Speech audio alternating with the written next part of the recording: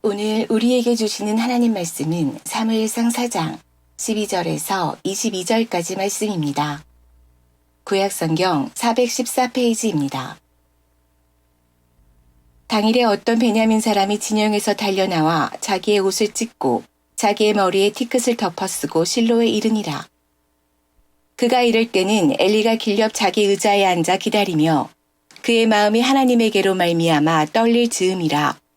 그 사람이 성읍에 들어오며 알림해 온 성읍이 부르짖는지라. 엘리가 그 부르짖는 소리를 듣고 이르되 이 떠드는 소리는 어찌 됨이냐.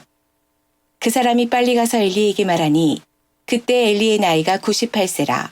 그의 눈이 어두워서 보지 못하더라. 그 사람이 엘리에게 말하되 나는 진중에서 나온 자라 내가 오늘 진중에서 도망하여 왔나이다. 엘리가 이르되 내 아들아 일이 어떻게 되었느냐. 소식을 전하는 자가 대답하여 이르되 이스라엘이 블레셋 사람들 앞에서 도망하였고 백성 중에는 큰 살육이 있었고 당신의 두 아들 홈니와 비느하스도 죽임을 당하였고 하나님의 괴는 빼앗겼나이다. 하나님의 괴를 말할 때에 엘리가 자기 의자에서 뒤로 넘어져 문 곁에서 목이 부러져 죽었으니 나이가 많고 비대한 까닭이라. 그가 이스라엘의 사사가 된 지 40년이었더라. 그의 며느리 비느하스의 아내가 임신하여 해산할 때가 가까웠더니 하나님의 괴를 빼앗긴 것과 그의 시아버지와 남편이 죽은 소식을 듣고 갑자기 아파서 몸을 굽으려 해산하고 죽어갈 때에 곁에 서 있던 여인들이 그에게 이르되 두려워하지 말라. 내가 아들을 낳았다 하되 그가 대답하지도 아니하며 관념하지도 아니하고 이르기를 영광이 이스라엘에서 떠났다 하고 아이 이름을 이가봇이라 하였으니 하나님의 괴가 빼앗겼고 그의 시아버지와 남편이 죽었기 때문이며 또 이르기를 하나님의 괴를 빼앗겼으므로 영광이 이스라엘에서 떠났다 하였더라. 아멘. 할렐루야. 네, 조금씩 현장에 오시는 분들이 늘어나는 것 같습니다. 더 많은 분들이 현장에 오셔서 하나님을 뜨겁게 찬양하고 하나님께 영광 돌리는 귀한 축복이 있길 간절히 소원합니다. 저번 주에 설교를 하면서 성도들이 기도하는 기도 제목 중에 많이 하는 기도가 이것이라고 말씀드렸는데 기억하십니까? 하나님의 뜻이 무엇입니까? 하나님의 뜻을 알려주옵소서 라는 기도를 많이 드린다고 했는데 그것과 동일하게 성도들이 신앙생활하면서 많이 기도하는 기도 제목 중에 하나는요, 이것입니다. 하나님의 영광을 보여주옵소서. 하나님의 영광을 보길 원합니다 라는 기도를 많이 하는 것 같습니다. 그렇게 기도하고 계십니까? 안 하시는군요. 저만 그렇게 하는 것 같은데. 하나님의 영광을 보여주기를, 하나님의 영광을 보기를 구할 때에 그 하나님의 영광이란 과연 무엇인가를 우리가 분명하게 정의를 하고 그렇게 기도하는 것이 필요할 것 같습니다. 존 파이퍼 목사님은요, 하나님의 영광을 이렇게 정의하고 있는데요. 한번 보겠습니다. 하나님의 영광이란 하나님의 본질적인 가치와 그분의 아름다움과 위대하심과 그분의 수많은 온전함이 외적으로 비치는 것이다. 이렇게 정의했습니다. 하나님의 영광이 뭐라고요? 하나님의 본질적인 가치, 그분의 아름다움, 그분의 위대하심, 그분의 온전하심이 외적으로 믿는 자나 믿지 않는 자나 외적으로 볼 수 있도록 비춰주는 것, 드러내는 것, 나타내는 것이 하나님의 영광이라고 정의하고 있죠. 많은 저서를 냈던 강준빈 목사님이라는 분이 계신데 강준빈 목사님은 간단하게 이렇게 정의하고 있습니다. 하나님의 영광은 하나님의 임재를 의미한다. 하나님의 영광이 이꼴 하나님의 임재라는 것이죠. 이런 같은 맥락에서 출애굽기 33장에는 하나님과 모세와의 대화가 나오는데요. 그 대화 속에서 하나님은 동일한 하나님의 영광이 무엇인지를 우리에게 알려주고 계십니다. 출애굽기 33장 18절에 보시면 그렇게 기록되어 있습니다. 모세가 이르되 원하건대 주의 영광을 내게 보이소서. 모세가 무엇을 하나님께 요청하고 있습니까? 하나님의 영광을 내게 보여주십시오라고 하나님께 요청하고 있는 것입니다. 그런데 그 요청에 대해서 하나님께서 뭐라고 말씀하시냐면 20절 말씀에 보면 또 이르시되 내가 내 얼굴을 보지 못한다 이야기하죠. 왜 보지 못한다고 이야기합니까? 나를 보고 살 자가 없기 때문에. 내 얼굴을 보면 어떻게 된다고요? 죽는다고. 예, 뭣도 모르고 구하지만 예, 보면 죽는다는 것입니다. 그럼에도 불구하고 하나님은 모세의 기도에 응답하실까요? 응답하지 않을까요? 예, 그 기도를 들어주시는 것입니다. 어떻게 들어주시다고 말씀하시면 21절에 보면 여호와께 또 이르시되 보라 내 곁에 한 장소가 있으니 너는 그 반석 위에 서라고 이야기합니다. 그리고 내 영광이 지나갈 때에 그 반석 틈에 너를 두어서 내 손으로 덮을 것이다. 그러면서 손을 거두면 무엇을 보게 된다고요? 23절에 내가 내 등을 볼 것이요 얼굴은 보지 못할 것이라고 이야기하죠. 얼굴 보면 어떻게 된다고요? 죽는다고요. 그래서 하나님께서 하나님의 뒷모습, 등을 보게 하시는 것이죠. 그러므로 모세가 원했던 기도를 응답하시는 것을 보게 됩니다. 이렇게 말씀드리는 이유가 무엇인지를 파악을 하셔야 되는데요. 하나님의 영광, 모세가 구했던 것은 하나님의 영광을 보여달라는 하나의 영광이었습니다. 그런데 하나님께서 응답하시면서 뭐라고 이야기하죠? 하나님의 영광이 있고 뭐라고 이야기합니까? 하나님의 얼굴을 보는 것이라고 이야기하고 있다는 것입니다. 모세가 구했던 것도 그리고 하나님의 대답을 통해서 알 수 있는 것은 하나님의 영광 이꼴 뭐라고요? 하나님의 얼굴을 보는 것, 곧 하나님을 보는 것이라고 응답하고 있다는 것입니다. 그것은 하나님의 영광은 곧 하나님의 임재를 의미하는 것이고 하나님 그분 자신을 의미하는 것이죠. 그래서 우리가 기도할 때 하나님의 영광을 보여주옵소서, 하나님의 영광 보기 원합니다라고 구하는 기도는 하나님의 임재를 경험하기 원합니다, 하나님의 살아계심을, 하나님의 그 능력을 내가 경험하기 원합니다는 그 기도를 함께 포함하고 있다는 것이죠. 여러분들은 하나님의 영광을 보기 원하는 그 사모함들이 있습니까? 약하시네요. 소원할 때에 하나님의 영광을 보기 위한 그 간절한 소원들이 여러분 가운데 있기를 간절히 소원합니다. 그런데 약간 고민해야 될 것 중에 하나가 있는데요. 그것은 하나님의 영광을 보는 것이 꼭 우리에게, 꼭 우리 개인에게 좋은 일이거나 축복만은 아니라는 사실입니다. 왜 이런 이야기를 하냐 하시겠지만 하나님의 영광을 보는 것이 우리에게는 무조건적인 축복, 무조건적인 좋은 일, 그렇다고 생각하지만 그렇지 않다는 것을 말씀드리고 싶은 거예요. 왜냐하면 하나님의 영광이 임할 때, 하나님 임재하실 때 누군가에게는 하나님의 승리가 주어지지만 또 누군가에게는 하나님의 심판이, 하나님의 징계가 임하는 것을 우리는 성경을 통해서 볼 수 있기 때문인 것입니다. 하나님께서 이스라엘 백성들에게 임하셨습니다. 임하실 때에 이스라엘 백성들에게 이전에는 하나님의 구원의 손길로, 하나님의 승리로 임하였지만 지금 성경 가운데 하나님의 영광이 그들 가운데 임할 때에 어떻게 되어지는 거예요? 그들이 하나님의 심판을 받게 되어지고 하나님의 징계를 받게 되어지는 그런 모습을 보게 되어지는 것입니다. 이스라엘 백성들에게 임한 하나님의 영광은 그들에게는 심판이었고 그들에게는 징계였다는 사실을 우리는 확인할 수 있는 것입니다. 하나님께서 누구의 손을 들어주시느냐, 그에 따라서 승리와 패배가 결정되어지는 것입니다. 축복할 때에 소원하는 것은 하나님께서 여러분들의 손을 드시는 그런 귀한 축복이 있기 원합니다. 그래서 하나님의 영광이 임하실 때에 하나님의 승리를, 하나님의 그 영광스러움에 동참하는 귀한 축복된 꿈꾸는 교회의 성도님들 될 수 있기를 간절히 소원합니다. 이스라엘 백성들은 블레셋과의 전쟁에서 참패했습니다. 그것은 엘리 가문을 향한 심판이었고 특별히 또한 이스라엘을 향한 하나님의 심판이었습니다. 하나님께서 블레셋을 들어서 이스라엘을 심판하신 것이죠. 오늘 본문의 내용이 그 내용을 담고 있지 않습니까?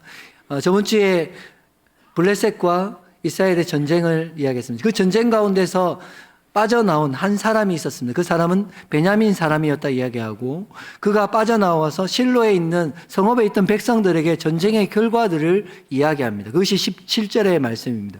17절의 말씀을 보시면 소식을 전한 자가 대답하여 이르 엘리에게 전쟁의 결과를 보고하는 것입니다. 어떤 결과가 있었다고? 이스라엘이 블레셋 사람들에게서 도망하게 되어졌고 이스라엘에 큰 살육이 있었다라고 이야기합니다. 또한 엘리의 두 아들인 홈니와 비나스가 죽임을 당했을 뿐만 아니라 하나님의 언약궤가 빼앗겼다라는 보고를 하는 것입니다. 이스라엘 백성들이 이 소식을 들었을 때에 충격에 빠졌습니다. 놀랐습니다. 왜일까요? 전쟁에 졌기 때문일까요? 아닌 것입니다. 전쟁에 패배했다는 그 소식보다 이스라엘 백성들을 더 놀라게 하고 저 충격에 빠지게 하는 것은 바로 여호와의 언약궤를 블레셋에 빼앗겼다는 그 사실이었습니다. 왜냐하면 이스라엘 백성들에게 언약궤는 어떤 의미입니까? 그것은 하나님의 임재의 상징이고 하나님의 구원의 상징이고 하나님께서 현현하시는 하나님을 대신하는 그러한 상징이기 때문에 그 언약궤가 빼앗겼다는 자체가 백성들에게는 엄청난 큰 충격이었죠. 그래야기에 언약궤의 소식을 들을 때에 엘리는 놀라서 뒤로 넘어져서 목이 부러져서 죽게 되어지는 모습을 보는 것입니다. 언약궤를 빼앗긴 것은 마치 하나님께서 이방신과의 전쟁 싸움에서 패배하고 하나님께서 이방으로 그 신에게 포로로 잡힐 것과 같은 그런 생각을 이스라엘 백성들을 가질 수밖에 없었다는 것이죠. 그래서 충격이죠. 이 순간 이스라엘 백성들은 하나님을 향해서 의심하고 불신하는 두 가지가 생겼습니다. 그 첫 번째는 뭐냐면 하나님의 사랑입니다. 두 번째는 하나님의 능력, 하나님의 전능하심을 의심하고 불신하게 되는 것입니다. 왜 그럴까요? 여호와의 언약궤를 가지고 나간 이스라엘 백성들이 그 백성들을 패배하게 하고 그 언약궤가 빼앗긴 것은 하나님께서 이스라엘 백성들을 우리를 사랑하기 않기 때문이라는 그 사랑에 대한 의심을 하게 만들었다는 것입니다. 또한 그 언약궤를 지키지 못한 하나님은 능력이 없는 무능한 하나님, 전능하다 이야기하면 전능하지 못한 능력 없는 하나님으로 그 하나님의 능력을 의심하는 그러한 일들이 생겨졌다는 것입니다. 그러나 아시는 것처럼 하나님은 이스라엘 백성들을 사랑하지 않는 것도 아니시고 하나님의 능력도 없으신 것도 아니신 것을 우리는 알고 있죠. 그런데 그런 의심과 불신은 이스라엘 백성들에게만 생기는 것이 아니라는 것을 우리는 알고 있습니다. 누구에게도 생기나요? 우리에게도 늘 그러한 모습이지 않습니까? 우리의 삶을 살다 보면 때로는 크고 작은 시험을 만날 때가 있습니다. 때로는 크고 작은 실패를 경험할 때가 있습니다. 고난을 당할 때가 있죠. 그 순간 여러분들은 무엇을 생각하십니까?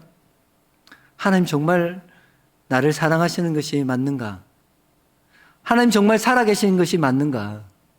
그 실패 앞에, 그 고난 앞에 하나님의 그 사랑과 하나님의 그 능력을 의심하며 불평하고 원망할 때가 있는 것을 우리는 너무나 잘 알고 있죠.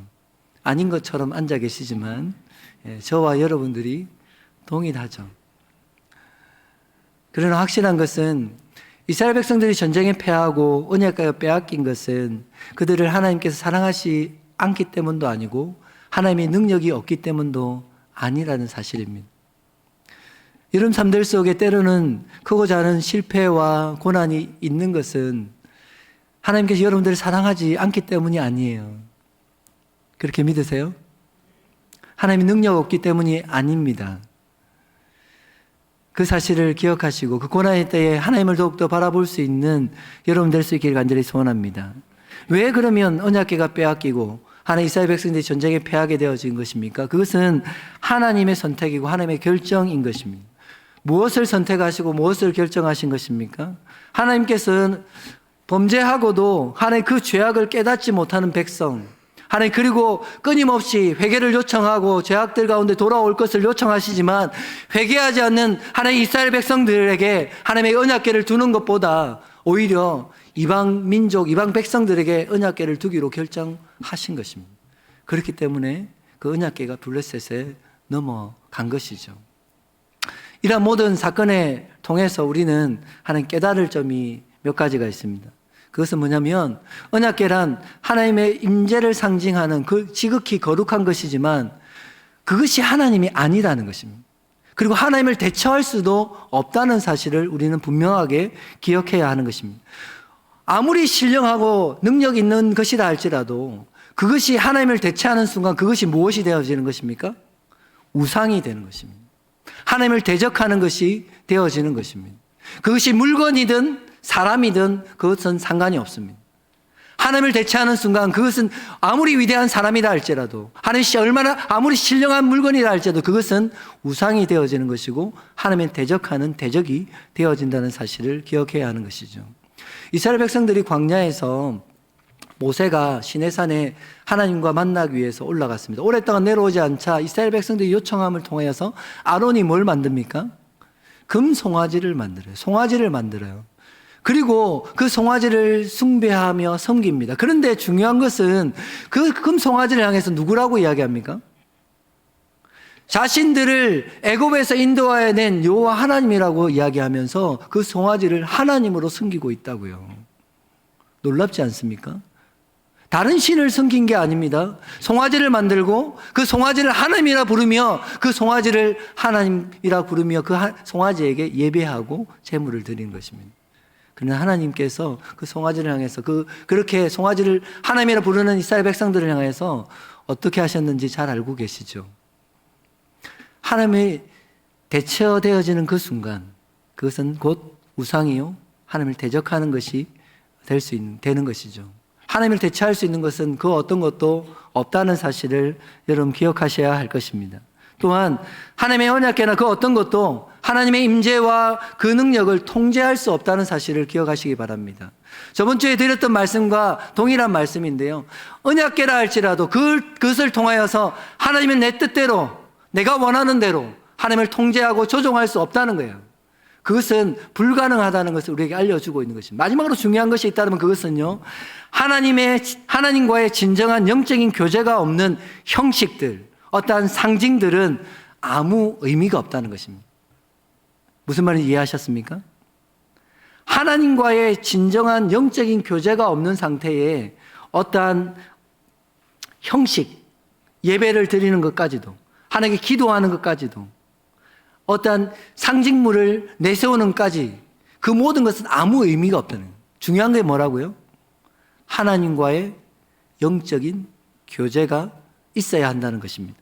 언약궤는 하나님의 백성들이 순전한 신앙을 유지할 때에 또한 하나님과의 영적인 교제를 유지할 때에 그 언약궤로서의 역할들을 하는 것입니다. 그것이 깨어지면 어떻게 된다고요? 그것은 우상이 되어지고 하나님을 대신할 수 있는 것이 될 수 없다는 것이죠.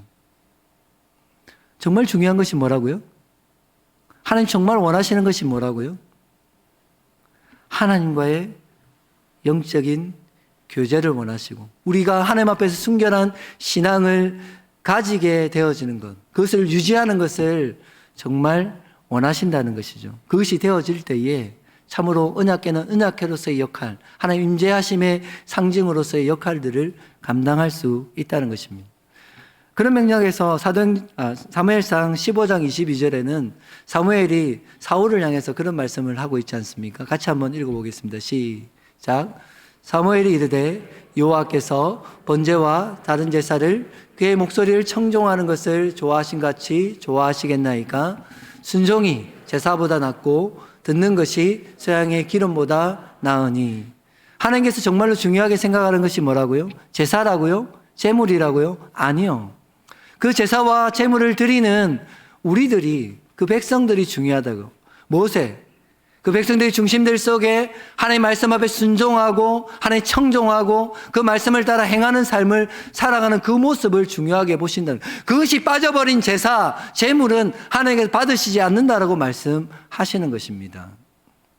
제사와 제물보다 더 중요한 것은 하나님 말씀 앞에 순종하는 것이고 그 말씀을 청종하는 것이고 말씀대로 살아가는 것입니다.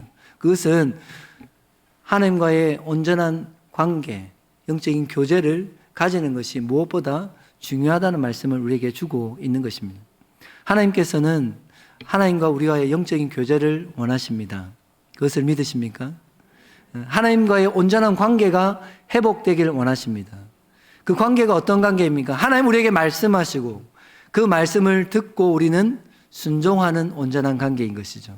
듣기만 하는 관계가 아니라 하나님 주십시오 주십시오 요구하는 관계가 아니라 하나님 우리에게 말씀하시고 그 말씀을 듣는 우리들이 그 말씀에 반응하는 것이 온전한 하나님과의 관계라는 사실을 기억하셔야 되는 것입니다.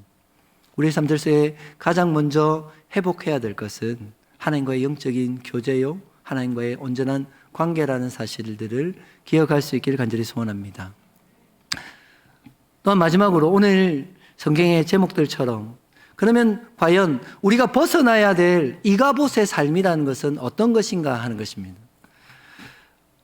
오늘 성경에 등장하는 엘리의 며느리, 그리고 비느하스의 아내가 등장합니다. 이 여인은 임신 중에 있었습니다. 그리고 출산할 때가 얼마 남지 않았던 것 같습니다. 19절의 말씀을 보시면 그의 며느리인 엘리의 며느리인 비느하스의 아내가 임신하여 해산 때가 가까웠더니 하나님의 궤를 빼앗긴 것과 그의 시아버지와 남편이 죽은 소식을 듣고 갑자기 아파서 몸을 구부려 해산하고 이야기합니다. 출산할 때가 아직은 남아있던 때인 것 같습니다. 그러나 하나의 전쟁의 소식, 시아버지가 죽고 남편이 죽고 하나님의 언약궤가 빼앗겼다는 소식을 듣고 갑자기 진통을 하기 시작한 것입니다. 아주 난산이었던 것 같습니다. 그리고 아들을 출산했지만 죽음을 맞이하게 되는 모습을 보게 됩니다. 그런데 그 죽음을 맞이하는 그 엘리의 며느리를 향해서 옆에 있던 사람들은 그 여인을 위로하기 위해서 어떤 소식을 전합니까? 네가 아들을 낳았다. 두려워하지 말라. 이렇게 소식을 전합니다. 그런데 놀라운 사실들은 이 엘리의 며느리가 그 사람들의 위로를 거절한다는 거예요. 위로하지만 위로를 받지를 않습니다. 그 이유가 무엇입니까? 그 여인은 하나님의 그 영광이 이스라엘에게서 떠났다는 사실을 알았기 때문이에요. 아들을 낳았다는 너무 영광스러운, 하나님 너무 기쁜 일이 있지만 기뻐할 수 없는 이유, 그것은 여호와의 영광이 이스라엘을 떠났다는 그 사실들을 그 여인이 발견했고 알았기 때문인 것입니다. 그래서 그 아이의 이름을 뭐라고 짓죠? 이가봇이라고 짓는 것입니다. 이가봇의 뜻이 무엇입니까? 21절, 22절에 이가봇이라는 이름을 지었던 이유들을 이야기하고 있는데 21절에 보면 그렇게 기록되어 있습니다. 이르기를 영광이 이스라엘에서 떠났다 하고 아이 이름을 이가봇이라 하였으니 하나님의 궤가 빼앗겼고 그의 시아버지와 남편이 죽었기 때문이며 22절에 또 이르기를 하나님의 궤를 빼앗겼으므로 영광이 이스라엘에서 떠났다 하였더라. 이가봇의 뜻이 뭐라고요? 영광이 없다, 영광이 떠났다는 뜻입니다. 이 여인이 아이의 이름을 이가봇으로 지은 이유가 무엇입니까? 전쟁이 패했기 때문입니까? 남편과 시아버지가 죽었기 때문입니까? 예, 그 이유도 있겠지만 정말 중요한 이유가 있다면 그것은 여호와의 언약궤가 빼앗긴 것을 보면서 이스라엘 가운데 하나님의 영광이 떠났다는 그 사실 때문에 그 이름을 이가봇이라고 짓는다는 사실이죠. 무엇을 우리에게 말하고 있는 것입니까? 이 여인은 이스라엘 백성들 가운데 언약궤가 빼앗긴 것이 단지 민족이 아끼는 보배를 빼앗긴 것이 아니라 하나님의 영광이 떠났다는 사실을 그가 보게 된 것이죠. 또한 그것은 여호와 하나님께서 이스라엘을 떠나셨다는, 하나님께서 이스라엘 백성들을 버리셨다라는 그 사실을 발견했기 때문에 이가봇이라는 이름을 지으며 죽어갔다는 것을 알 수가 있습니다. 지금 하나님께서 이스라엘 백성들을 떠나신 것입니다. 그런데 아시는 것처럼 사실은 엘리의 집안이나 이스라엘 백성들은 이미 오래전에 하나님을 떠났어요. 그것을 발견하시겠습니까? 이미 지금 하나님이 이스라엘 백성들을 떠나시고 계시지만 이미 오래 전부터 이스라엘 백성들은, 그리고 엘리의 집안은 하나님의 떠난 상태로 살고 있었다는 거예요. 그러나 아무렇지 않은 것처럼, 여전히 하나님을 섬기는 것처럼, 하나님이 그들과 함께 하시는 것처럼 그렇게 믿고 신앙생활을 했다는 것이죠. 그것이 안타까운 모습이라는 것입니다. 그들은 하나님을 먼저 이미 떠났지만 그들에게는 여전히 하나님의 영광은 머물러 있었고 소망은 있었습니다. 왜 그래요? 무엇 때문입니까? 하나님께서 여전히 그들과 함께 하기를 원하셨고 그들이 하나님께로 돌아오기를 기다리고 계셨기 때문에 여전히 하나님의 소망이 있었고 하나님의 영광이 그들 가운데 머물렀습니다. 그러나 돌아오기를 끊임없이 요청하지만 돌아오지 않는 이스라엘 백성들, 엘리의 집안들의 모습들을 보면서 이제는 하나님께서 비로소 떠나시는 그런 안타까운 모습을 보게 되는 것입니다.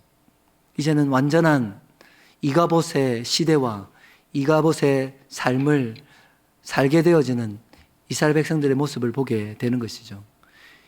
이가봇의 삶이란 어떤 삶입니까?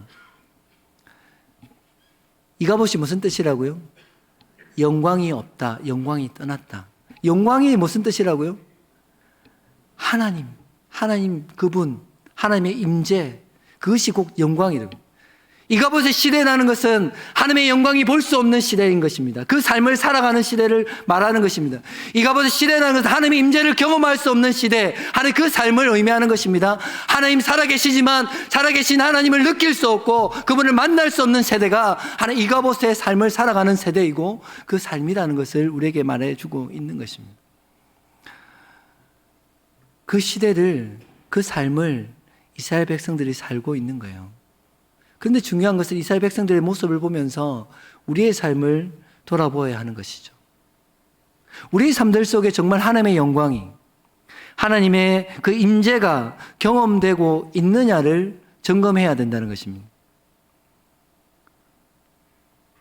나는 당연히 하나님의 임재와 영광을 누리며 하나님 경험하며 산다고 이야기하겠지만 마치 착각하며 하나님을 떠나 있는 삶을 살면서도 하나님과 함께 있음을 착각하고 살아가는 이스라엘 백성들과 같은 모습이 우리의 모습은 아닌지를 돌아보아야 한다는 것이죠. 스스로 위안하고 스스로 만족하고, 그래 오늘은 그래도 예배는 드렸어, 그래도 집에서 온라인이지만 비대면이지만 유튜브로 예배는 드렸다는 그 만족 가지고 나는 하나님을 섬기고 있습니다, 하나님을 예배하고 있습니다, 나는 하나님의 사람입니다 라고 스스로 위로하고 만족하고 있다라면 그 삶은 뭔가 잘못됐다는 사실을 기억해야 되는 것이죠. 내 신앙의 방향들이, 신앙의 모습들이 하나님의 원하시는 모습과는 전혀 다른 방향으로 가고 있다는 것을 알아야 하는 것이죠.